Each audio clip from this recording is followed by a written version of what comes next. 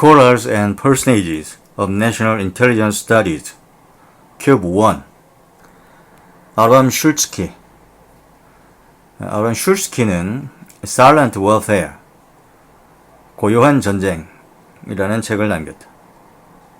랜드 연구소 연구원으로 매파 민주당원이다. 네오콘, 네오컨저버티브, 신보수주의자에 해당한다. 부시 행정부 시절 특별기획실 OSP, Office of Special Plans, 특별기획실 OSP의 장으로 이라크 망명자들의 일방적 WMD, 대량 살상무기 증언을 바탕으로 이라크에 대한 예방적 전쟁의 정당성을 제공하고 그 전쟁을 추진했다. 이때 대테러 평가 그룹 Counter Terrorism Evaluation Group의 첩보를 활용했었다. 정보란 국가 안보 이익을 증진하며 잠재적 위협에 대처하는 정부 정책의 시행에 대한 지식이다. 라고 했으며 슐스키는 켄트와 유사하게 국가의 존립, 안보 이익 증대와 보호라는 목적성을 강조했다. 다시 슐스키는 정보란 국가 안보 이익을 증진하며 잠재적 위협에 대처하는 정부 정책의 시행에 대한 지식이라고 정의를 내렸고 켄트와 유사하게 국가 존립, 안보 이익 증대와 보호라는 목적성을 강조했다. 정보는 비밀성이 내재된 첩보로서 외부 집단이 숨기려고 하는 첩보 자료에 접근하는 것이라고 했다.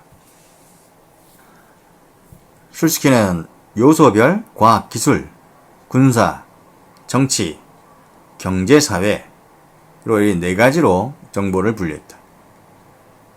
이에 비해서 제프리 리찰스는 요소별로 정보를 5가지로 분류를 했는데 정치, 경제, 군사, 과학기술, 사회. 슐스키는 경제사회 이걸 하나로 묶었고 리첼스는 경제와 사회를 분리시켜서 보았다. 다음, 방첩을 소극적 활동, 즉 보안, 수동적 성격을 띠는 소극적 활동의 방첩과 적극적 활동, 즉 능동적 성격을 띠는 적극적 활동의 방첩으로 구분했다. 다시 슐스키는 방첩을 소극적 활동과 적극적 활동으로 구분했다. 보안을 방첩의 가장 중요한 출발점으로 보았다. 방첩은 스파이 대 스파이 활동이라고 했으며 아국 정보의 순수성을 보호하기 위함이다. 라고 했다. 수동적 방첩은 보안을, 능동적 방첩은 대스파이 활동을 의미한다. 다시 수동적 방첩은 보안을, 능동적 방첩은 대스파이 활동을 의미한다. 라고 했다. 이에 비해서 리찰스는 대스파이 활동보다 넓은 의미의 방첩 개념을 중시했다. 그러니까 리찰스 같은 경우는 대스파이 활동 이것을 넘어서서 그보다 더 넓은 의미의 방첩을 중시했었다. 슐스키는 인원 보안과 물리적 보안만 보안에 포함시키고 문서 보안과 기밀 분류는 보안에서 제외했다. 그리고 시설 보안에 대해서는 언급한 것이 잘 보이질 않는다. 다시 인원 보안과 물리적 보안만 보안에 포함시키고 문서 보안과 기밀 분류는 보안에서 제외했다. 시설 보안에 대한 언급이 없다. 그리고 슐스키는 총체적 방첩 활동 Multidisciplinary Counterintelligence라고 해서 적대 세력의 기술 정보 활동에 대응하는 총체적 방첩 활동을 이야기했는데 이것은 통신 보안, 전자파 보안 등을 포함하는 개념이다. 그리고 실수키는 또한 비밀 공작도 분류를 했는데, 우호 정보에 대한 비밀리 지원하는 것, 외국 정보의 인식에 대한 영향 공작, 외국의 사회 인식에 대한 영향, 우호적 정치 세력에 대한 지원, 정치적 사태에 폭력 수단을 통한 영향력 행사 등으로 비밀 공작을 분류했다. 다시. 자, 실수키가 분류한 비밀 공작. 우호 정보에 대한 비밀 지원, 외국 정보의 인식에 대한 영향 공작, 외국의 사회 인식에 대한 영향 혹은 그 영향력 행사, 우호적 정치 세력에 대한 지원, 정치적 사태에 폭력 수단을 통한 영향력 행사. 그리고 정보 실패란 기본적으로 상황误判, misunderstanding이라고 했다. 실수키는 이제 정보 실패란 기본적으로 상황误判이라고 했는데, 비교할 개념으로 마크 루엔탈 같은 경우는 정보기관의 최우선 임무는 기습 대비, 그러니까 경고라고 생각하면 되겠고, 라쿠어는 정보 실패를 이야기하는 기습의 종류로 군사적 기습, 정치적 기습, 경제과학 기술적 기습. 다시, 라쿠어는 정보 실패를 이야기하는 기습의 종류로 세 가지를 들고 있는데, 군사적 기습, 정치적 기습, 경제과학 기술적 기습, 이렇게 세 가지를 들고 있다. 라쿠어. 레빗. 정보 실패의 주요 원인은 분석보다는 첩보 수집에 있다. 분석은 증거 자료의 질에 달려있는 것이다. 라고 하면서 그 진주만 기습과 그리고 미드웨이 해전에 있어서의 그 암호 해독 사례를 들면서 이야기를 하고 있다. 다시, 레빗은 정보 실패의 주요 원인은 분석보다는 첩보 수집에 있다. 분석은 증거 자료의 질에 달려있는 것이다. 라고 말하면서 진주만 기습의 암호 해독과 미드웨이 해전에서의 암호 해독 사례를 들면서 이야기하고 있다.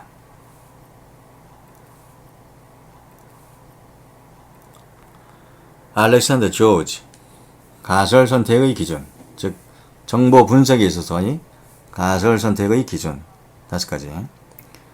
최선보다 차선이지만 만족할 가설을 선택한다.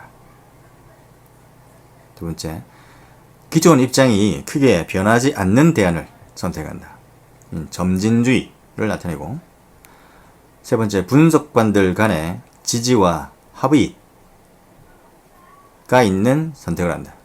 합의형 모델이라고 생각하면 되겠고, 네 번째, 과거의 성공 그리고 실패 사례를 대비해서 가설을 선택하고 유추한다. 다섯 번째, 좋은 대안과 나쁜 대안 구분 기준을 미리 설정한다. 다시, 알렉산더 조지는 정보 분석에 있어서 가설 선택의 기준 5가지를 들고 있는데, 최선보다 차선이지만 만족할 가설을 선택한다. 그리고 기존의 입장이 크게 변하지 않는 대안을 선택한다.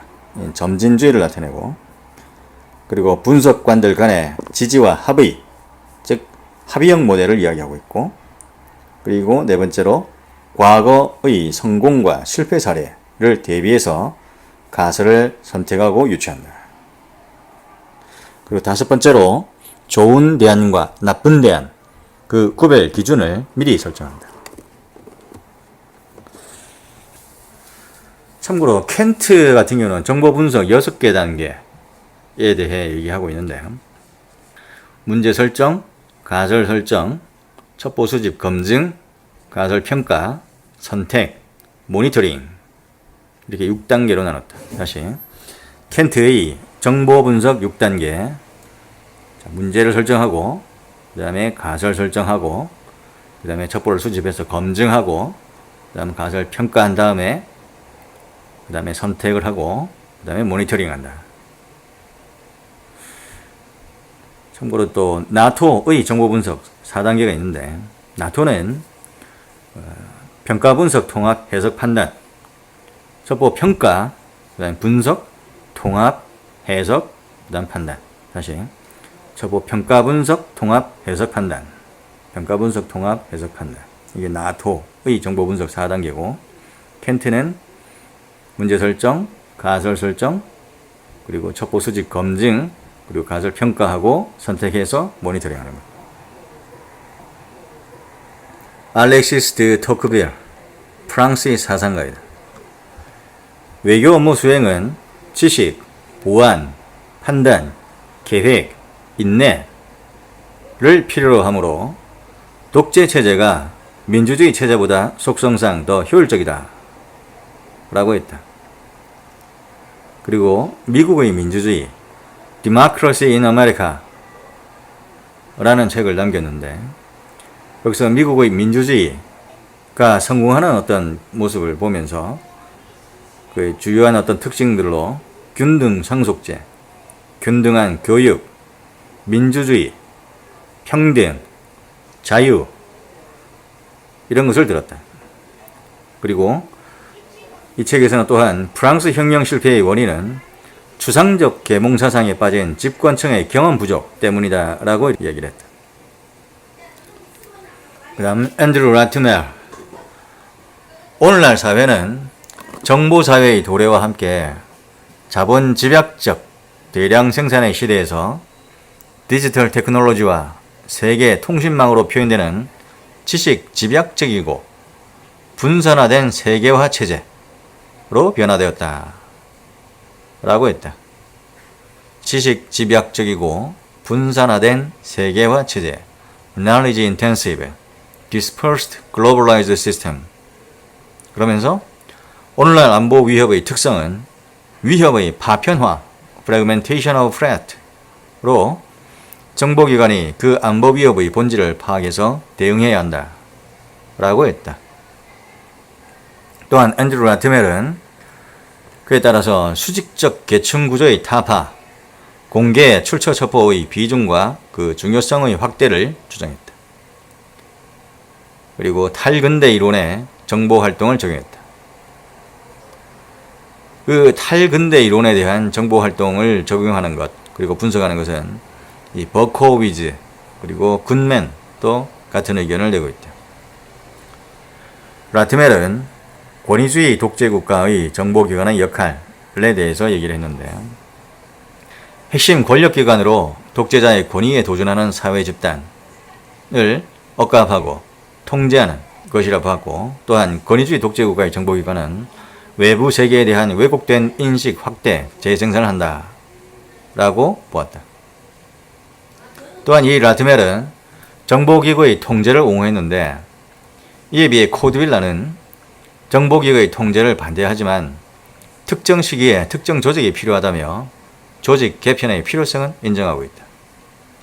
다시 앤드루 라트멜, 지식 집약적이고 분산화된 세계화 체제로 변화되었는데, 그래서 안보 위협의 특성이 위협의 파편화, fragmentation of threat로 정보기관의 그 안보 위협의 본질을 파악 대응해야 한다 라고 보았으며, 그에 따라 수직적 계층 구조를 타파하고 공개 출처 첩보의 비중과 그 중요성을 확대할 것을 주장했으며, 탈근대 이론의 정보 활동을 적용하고 분석할 것을 이야기했다.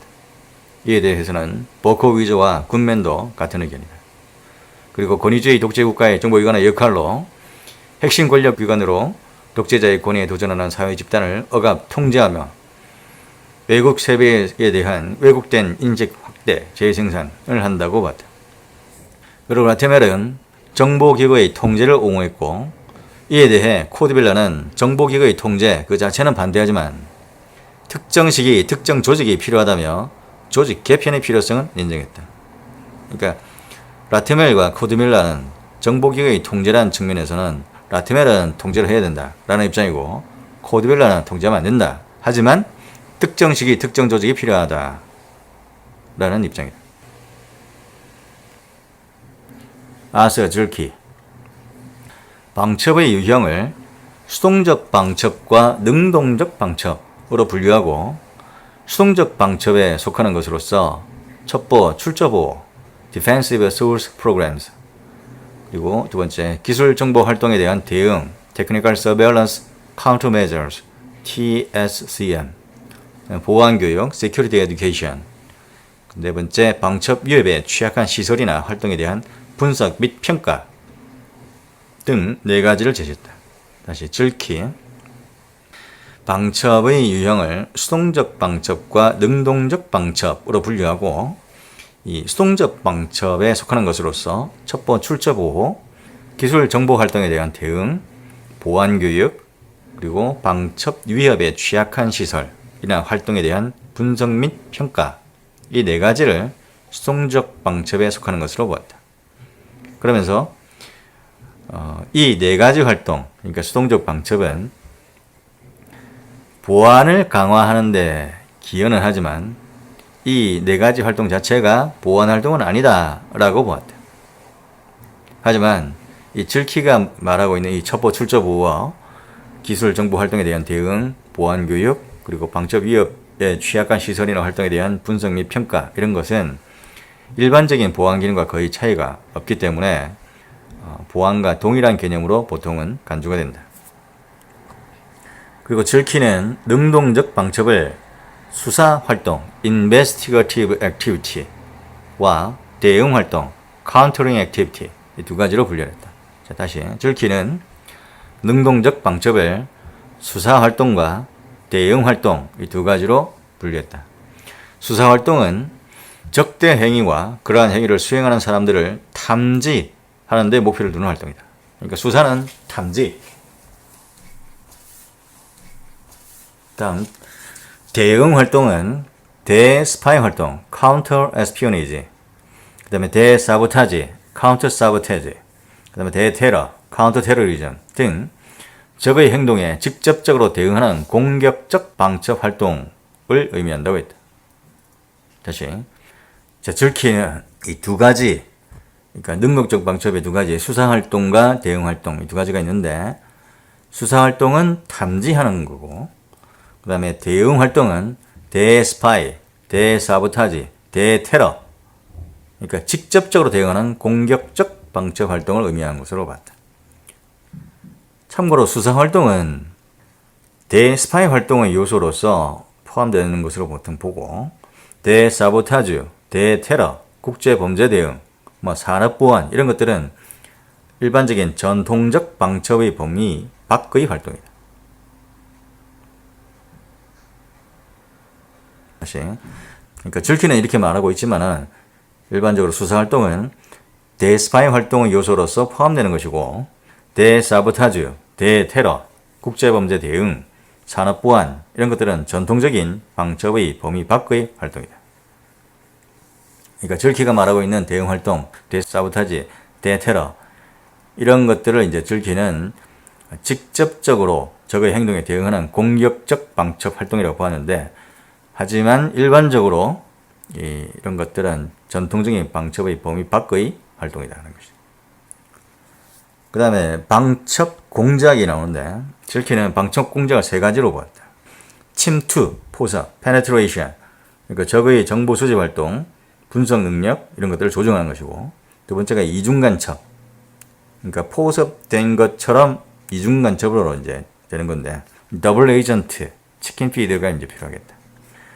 그 다음에 유도된, 그러니까 미끼를 접근해서 포섭을 하도록 만드는 이중간첩, induced double agent. 그러니까 두 번째 얘기는 이중간첩, 포섭된 것처럼 하는 것은 일종의 침투라고 볼 수가 있는 것이다. 더블 에이전트, 치킨 피드 줘가지고 포섭된 것처럼.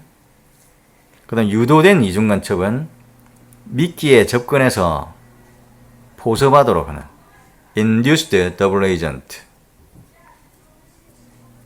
자, 다시 질키의 방첩 공작 세 가지: 침투, 포섭, 그 다음에 이중간첩, 그 다음에 유도된 이중간첩, 그 다음에 웰링턴 공작, 듀크 오브 웰링턴. 1769년에서 1852년 사이에 생존했었다. Victory against Napoleon at the Battle of Waterloo. in 1815. 워털루전 전투에서 승전한 장군이 되겠다. 웰링턴 공장이 한 유명한 말에 작전 정보는 언덕 너머에 있는 것을 아는 것이다 라고 했다.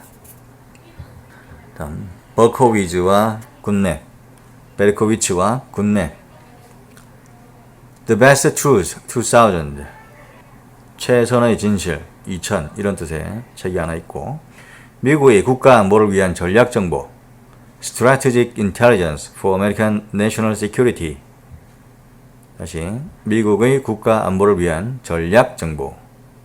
버코위즈와 굿맨, 베르코비츠와 굿맨의 저서가 있는데, 이것은 정치학적 체계 이론을 활용해서 정보 수집, 정보 분석, 정보 활용 등의 과정을 분석해봤다.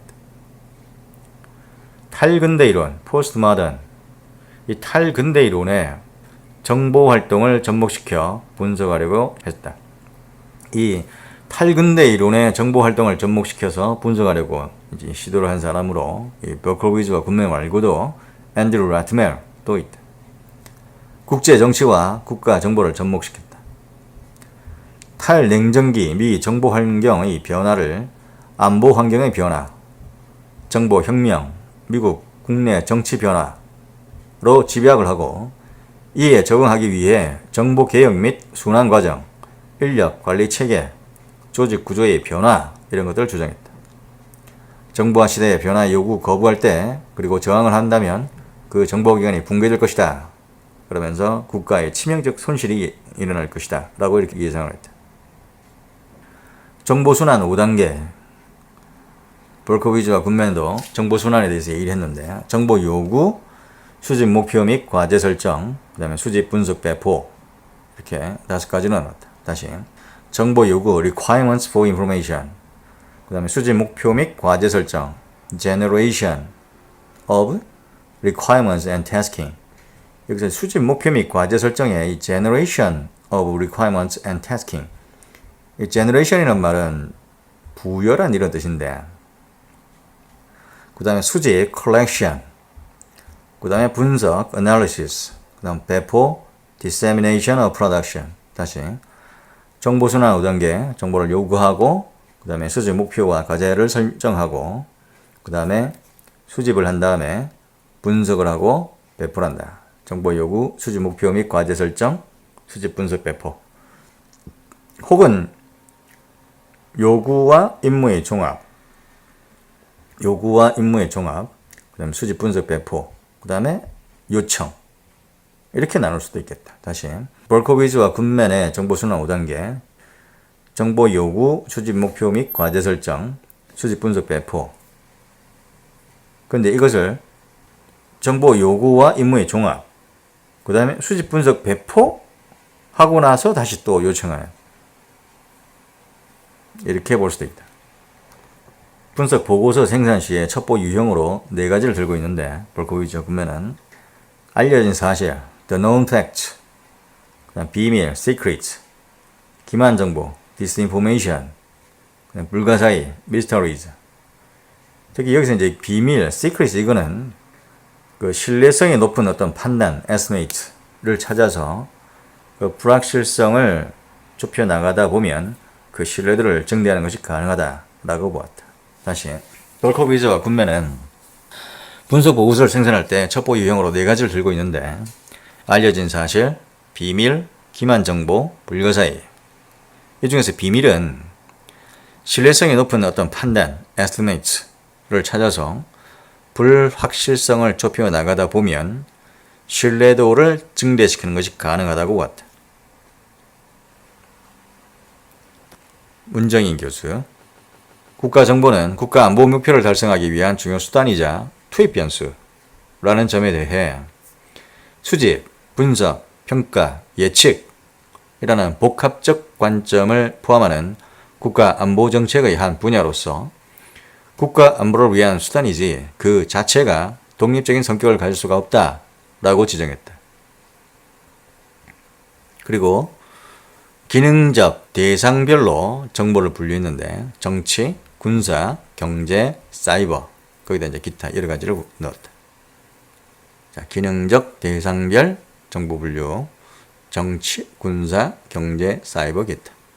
참고로 이제 제프리 리첼스는 요소별로 정치, 경제, 군사, 과학기술, 사회.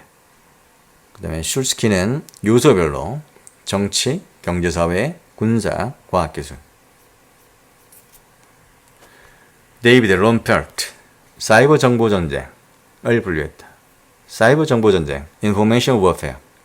사이버 전쟁과 넷 전쟁, 이렇게 사이버 워하고 넷 워 이렇게 나누는데, 사이버 전쟁, 사이버 워는 High Intensive Conflict, HIC라고 해서 전통적 군사전 성격의 고강도 분쟁을 사이버 전쟁, 사이버 워라고 했고, 넷 전쟁은 Low Intensive Conflict, Low Intensive 했으니까 사회 전반의 저강도 분쟁.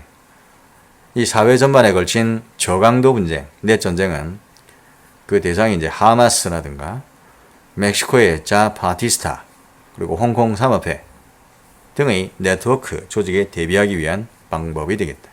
다시 데이비드 럼펠트 사이버 정보 전쟁 두 가지, 사이버와 넷워. 사이버워는 전통적 군사전 성격의 고강도 분쟁, 넷워 사회 전반 저강도 분쟁으로 하마스 그리고 멕시코 자파티스타, 홍콩 삼합회 등의 네트워크 조직에 대비하기 위한 것이라 볼 수 있다. 데이비스, 정보란 받아들이는 사람에게 필요한 형태로 처리된 데이터. 다시 데이비스는 정보란 받아들이는 사람에게 필요한 형태로 처리된 데이터라고 했다. 도널드 네덜레인, 국익을 분류했다. 전망의 이익, 결정적 이익, 중요한 이익, 지역적 이익. 네덜레인의 국익 분류 네 가지. 존결중지, 전망, 결정적 국익, 중요한 국익, 지역적 국익. 미 국익검토위에서 나눈 국익은 결정적 국익, 그 다음에 핵심적 국익, 중요한 국익, 부차적 국익, 결핵중부, 종결중지, 결핵중부. 두예, 222년에서 285년 사이에 생존했었다. Curtis name Yuan Kai was a government official, military general, and Confucian scholar of the state of Cao-Wei during the late Three Kingdoms period and early Jin dynasty of China.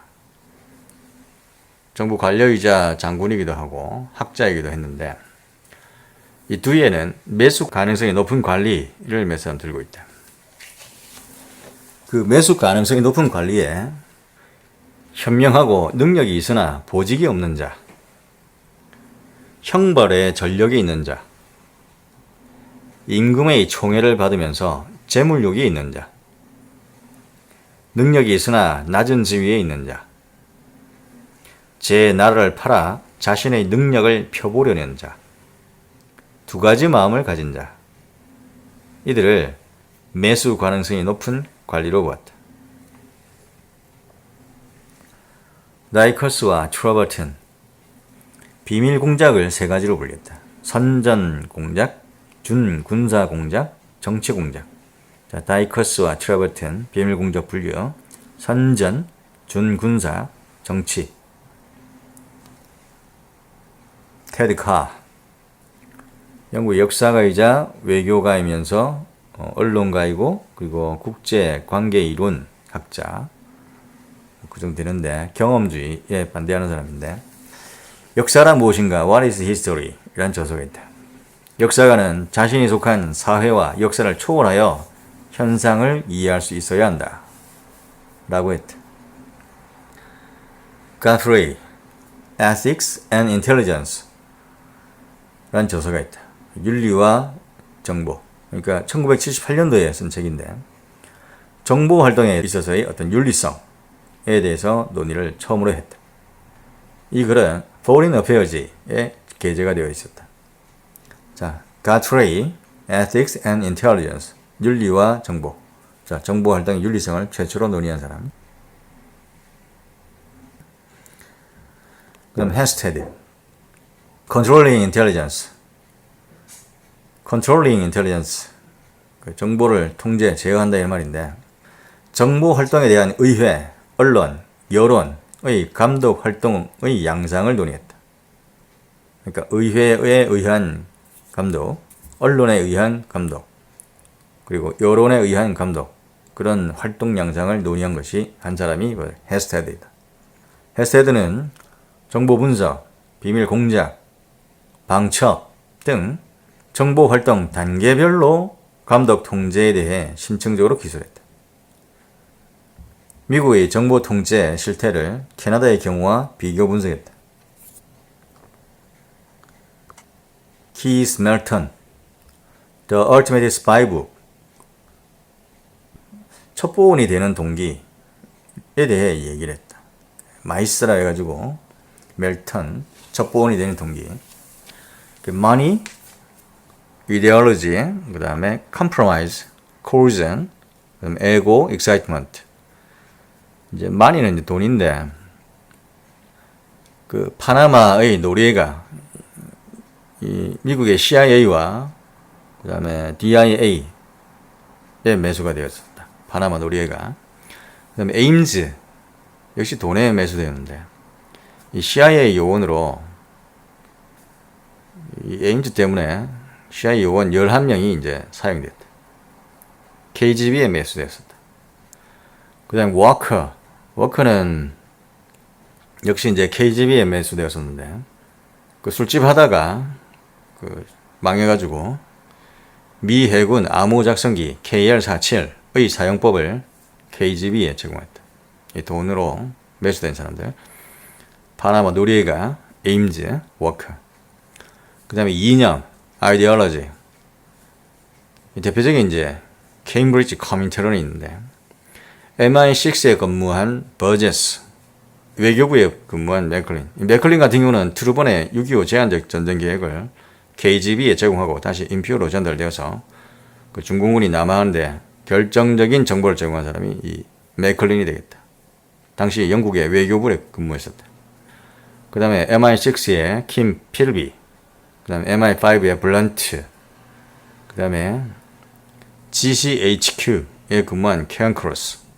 이렇게 5명이 케임브리지 커민테론으로 이념의 사람 잡혀서 첩보원이 된 사례가 되겠다. 다시 케임브리지 커민테론의 MI6의 버제스, 외교부의 맥클린, 그 다음에 MI6의 킴 필비, MI5의 블런트, GCHQ의 케언 크로스가 있겠다. 그 다음에 이제 이념 때문에 이제 정보원 역할을 한 사람으로 1차 세계대전 당시에 서머셋 모음이 있고 시오니즘에 이제 사로잡혔던 라칸의 조나단 플라드가 있겠다. 미 해군 정보부에 근무를 했었다. 그 다음에 세 번째, compromise. 이건 타협이라는 뜻인데 타협이라기보다는 coercion, 강제라고 보는 게 좋겠다. 강제죠. 알프레드 프렌젤, 소속 국회의원으로 체코 정보기관인 STB의 공산당원 경력 폭로 협박을 받고서 정보를 제공했었다. 그 다음에 주 모스크바 프랑스 대사였던 마우르스 대진, 이 사람도 이제 억지로 정보활동을 했었고 1969년에 프랑스 전기공학 기술자인 휘립 라툴, 이 사람도 거의 강제적으로 정보원 역할을 했었고 그 다음에 KGB의 체게바라 미인계 공작 시도, 요것은 이제 coercion, compromise 여기에 속하고 그 다음에 소독의 외무성 노처녀비서 레오노르 하인츠, 이 하인츠의 경우는 KGB 레이븐 까마귀에 포섭이 되었었다. 그러니까 일종의 미남계 공작에 빠져서 거의 반강제적으로 정보를 빼돌린 사례가 되겠고 그 다음에 KGB의 호모섹스 공작에 빠진 영국의 해군 정보국 존 바살 역시 컴프로마이즈 혹은 coercion, 반강제적으로 정보를 넘긴 사례가 되겠다. 다시 컴프로마이즈, coercion에 해당하는 첩보원의 사례로 소속 국회의원 알프레드 프렌젤, 그 다음에 주 모스크바 프랑스 대사 마울 스테이진, 그 다음에 전기공학 기술자 휘리 브라툴, 그 다음에 체 게바라, 이거는 좀 실패한 것 같은데, 레오노레 하인츠, 서독 외무성 노처녀 비서 레오노레 하인츠, 그 다음에 KGB 호모섹스 공작에 빠진 영국 해군 정보국의 존 바살, 그 다음에 에고, excitement, 이거는 자아 혹은 excitement, 그 자체 모험과 사랑을 좋아했던 이 벤틀리가 대표적이고, 그 첩보원으로서 활동하면서 즐기는 어떤 사랑, 이런 것을 동경해서 첩보원이 된 사람이 벤틀리가 되겠고, 그 다음에 마타하리, 네덜란드 출신으로 본명은 마가레트 젤리였다. 마타하리도 에고, excitement로 보고, 그 다음 베피 팩, 영국과 미국에서 활동했고, 휴즈 햄블턴, 그 지적 자존심 때문에 나토의 어떤 정보를 KGB에 제공한 휴즈 햄블턴이 있겠다. 다시 에고, 자아, excitement, 흥분. 네, 해당하는 첩보원으로 벤틀리, 마타하리, 베피 팩, 휴즈 햄블턴이 있겠다. 그리고 리디아라고 KGB 마사지 가게를 차려서 이제 비밀 촬영을 한 리디아가 있는데, 이 리디아가 포섭한 사람 중에 미군 상사 그렌 로라를 협박해서 정보 활동한 사례가 있다. 이것도 크로젠 여기에 속하는 게 아닌가 생각이 되는데, 그리고 해고된 CIA 요원 하워드, 마약 복용하고 절도로 이렇게 해고가 되는데 그 복수심에서 간첩 활동한 하워드가 있겠다. 이건 특이한 사례라고 볼 수 있다. 그 다음 한스 제이 모겐스, 미국의 정치학자로 국력 구성요소 9가지를 들고 있다. 국력 구성요소 9가지. 국민성, 국민의 사기, 인구, 지리성, 천연자원, 공업력, 군비, 정부의 질, 외교의 질. 다시 미국의 정치학자 모겐소가 들고 있는 국력의 구성요소 9가지. 국민성, 국민의 사기, 인구, 지리성, 천연자원, 공업력, 군비, 정부의 질, 외교의 질이 있겠다. 해리 하우, 랜섬. 자, 랜섬은 방첩은 방어적 보안 기능을 수행하는 것이다. 적대적 외국의 정보 활동에 대응하는 것으로 이 방첩은 기본적으로 경찰 기능이다 라고 보았다. 다시 랜섬은 방첩이란 것은 방어적 보안 기능을 수행하는 것으로 적대적 외국의 정보 활동에 대응하는 것이며 기본적으로는 경찰 기능이다 라고 보았다. 이제 비교할 개념으로 켄트가 있는데, 셔먼 켄트. 켄트의 경우 정보 활동을 보안 정보 활동 (Security Intelligence) 하고 적극적 정보 활동 (Positive Intelligence). 다시 그러니까 보안 정보 활동하고 적극적 정보 활동 이렇게 나눠가지고 방첩은 경찰 기능을 배후에서 지원하고 있다는 점에서 보안 정보 분야로 규정했다. 그러니까 방첩이 보안 정보 분야 안에 들어가는 것이다, 포함되는 개념이다 라고 본 거야. 간첩 색출 활동이 가장 극적인 형태의 보안 정보 활동이다. 그러니까 간첩 색출 활동 이거를 보안 정보 활동으로 본 거다.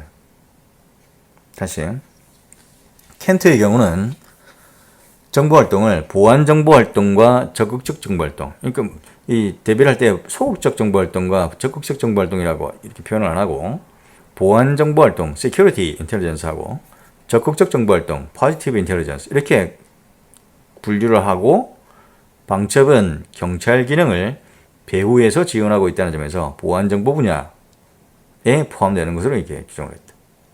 그리고 간첩 색출 활동이 가장 극적인 형태의 보안 정보 활동이라고 보았다. 그리고 정보 통제는 랜섬의 경우 이제 정보 통제는 정보 정책에 관한 주도권을 차지하기 위해 의회와 대통령 간의 밀고 당기기 게임이라고 보았다. 거의 이 정보 통제가 불가능할 수도 있다라고 보았다. 참고로 이제 방첩은 적극적, 공격적 활동이라는 견해를 가진 학자들이 몇 사람 있는데, 랜섬은 이제 방첩을 방어적, 보안 기능을 수행하는 것으로 기본적으로 경찰 기능이라고 봤는데, 이거는 소극적 개념이라고 볼 수 있고, 이에 비해서 이제 방첩을 적극적, 공격적 활동이라고 보는 견해를 가진 학자들이 이제 가슨, 리처슨, 슐스키, 홀트가 있겠다. 가슨의 경우 방첩을 상대 정보 활동을 규명하고 무력화하고 활용하는 것이라고 했고, 리처슨은 외국 정보 활동의 모든 국면을 이해하고 가능하면 무력화하는 것. 리처슨도 무력화라는 말을 쓰고 있다. 그리고 기만은 방첩의 영역이 아니다 라고 했다. 자, 기만은 방첩의 영역이 아니다. 리처슨. 그 다음에 슐스키, 방어적 보안 활동. 그러니까 방첩을 방어적 보안 활동이자 대스파이 활동이라고 했고, 기만, 대기만, 분석 이런 것들을 방첩에 포함시켰다. 그러니까 어떻게 보면 리처슨은 기만은 방첩의 영역이 아니다라고 했는데, 슐스키는 기만, 대기만, 분석을 들었으니까 상반적이라고 할 수 있나? 하여튼 상대적인 개념으로 볼 수도 있겠다. 홀트는 이제 적대적 외국 활동을 탐지해서 무력화하는 것. 어쨌든 이 탐지와 무력화하는 개념이 중요한 개념으로 드는 것이 이제 방첩이 되겠다. 다시, 랜섬은 방첩을 방어적 보안 기능을 수행하는 것으로 보고, 적대적 외국의 정보 활동에 대응한 것이며, 기본적으로 경찰 기능, 그러니까 소극적인 개념으로 이렇게 봤는데, 이에 비해서 가슨, 리처슨, 슐스키, 홀트는 방첩을 적극적, 공격적 이런 개념으로 본 것이다. 가슨 같은 경우는 상대 정보 활동을 규명하고 무력화하고 활용하는 것이라고 했고, 리처슨은 외국 정보 활동의 모든 국면을 이해하고 가능하면 무력화하는 것. 그리고 기만은 방첩의 영역이 아니다 라고 했는데, 슐츠키는 이제 기만을 방첩의 영역이라고 보고, 기만, 대기만, 분석 이런 것을 이제 방첩의 영역에 넣었고, 그러면서 방어적 보안 활동이자 대스파이 활동이라고 했다. 홀트는 적대적 외국 활동을 탐지해서 무력화하는 것. 이게 방첩이라고 봤다. 이안 리, 정책 결정자가 정보기관과 지나치게 밀접하면 정보의 정치화가 발생한다 라고 봤다. 의회의 정보기관 감독 기능은 행정부가 정보기관을 얼마나 잘 장악하고 있는지에 달려있다 라고 했다. 제임스 베리, 정당한 비밀 공작의 요건. 이것은 정당한 전쟁의 이론이라는 제임스 베리의 저서에 나온다. 정당한 비밀 공작의 요건 5가지. 첫 번째, 행정부 관련 부처 간 필요 심의를 거치고 의회 관계자들이 완전히 인지하여 대통령이 승인한다. 두 번째, 의도와 목표를 명확히 하고 합리적이고 정당해야 한다. 세 번째, 목표 달성을 위한 다른 효과적 수단이 없을 때에만 한다. 이것은 보충성의 원칙, 최후의 수단의 의미를 띈 것이고, 네 번째, 성공의 근거가 있어야 된다. 즉 타당성의 원칙을 말하고 있는 것이며, 다섯 번째, 선택된 방법들이 공작 목표에 부합해야 한다.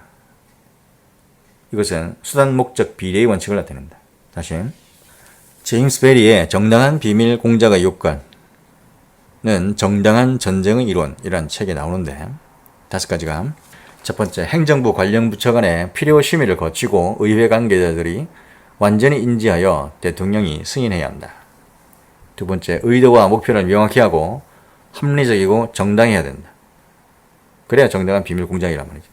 세 번째, 목표 달성을 위한 다른 효과적인 수단이 없을 때에만, 즉 최후의 수단으로서 해야 되는 것이다. 이것은 보충성의 원칙을 나타내는 것이고, 네 번째, 성공의 근거가 있어야 된다. 이것은 타당성의 원칙, 비밀 공작에 있어서 타당성의 원칙이 바로 성공의 근거에 있어야 한다는 것. 다음 5번째, 비밀 공작은 그 선택된 방법들이 공작 목표에 부합해야 한다. 이것은 수단 목적 비례의 원칙을 나타낸다.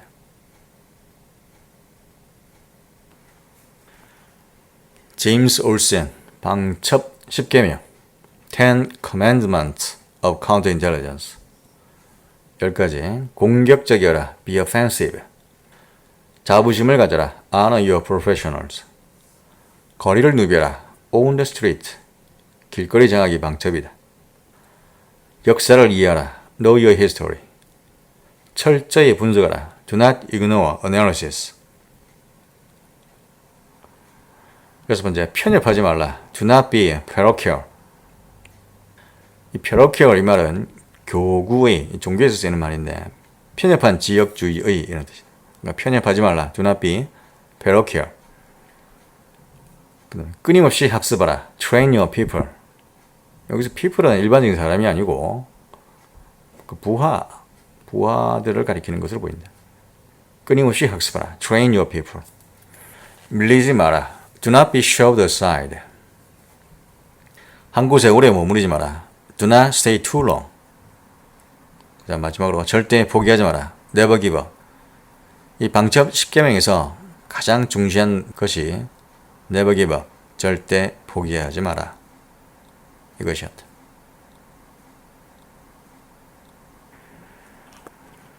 제프리 리처드슨 The U.S. Intelligence Community 를 저술했다. 미국의 정보 공동체. 정보란 관련 대상국과 지역에 관한 획득 가능한 지식의 수리집, 처리, 종합, 분석, 평가, 해석 이런 것들로 얻어진 결과다.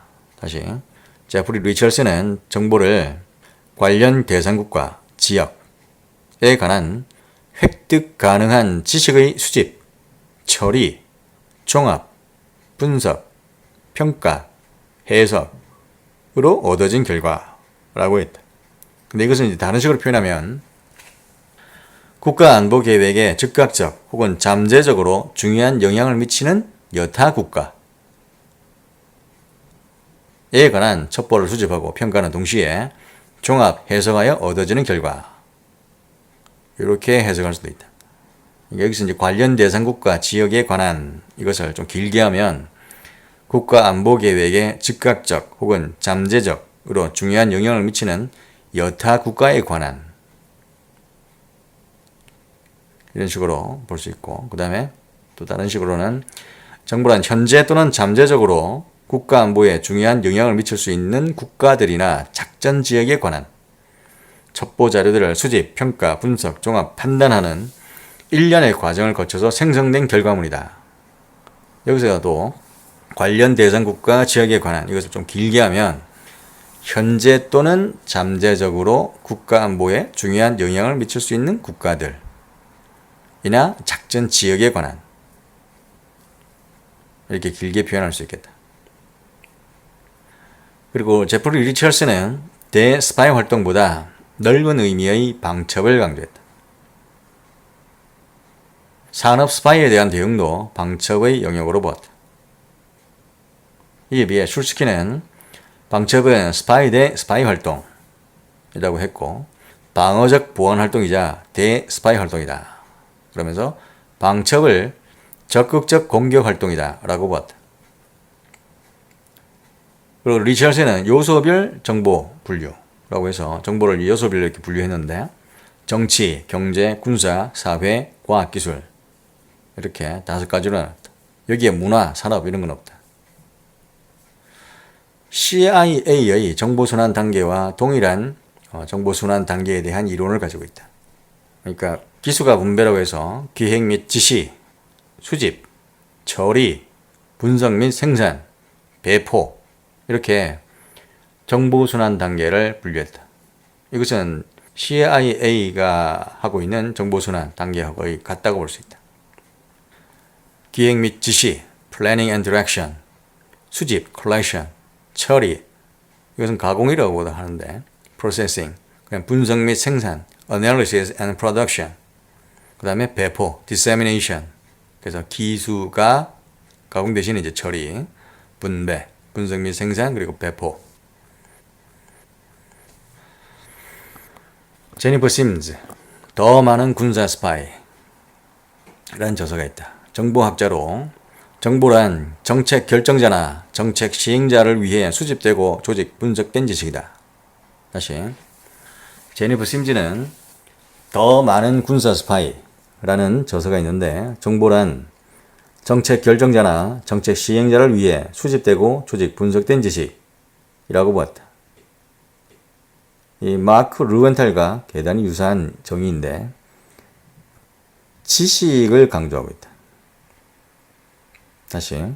제니퍼 심즈는 정보를 정책 결정자나 정책 시행자를 위해 수집되고 조직 분석된 지식. 수집, 조직, 분석된 지식.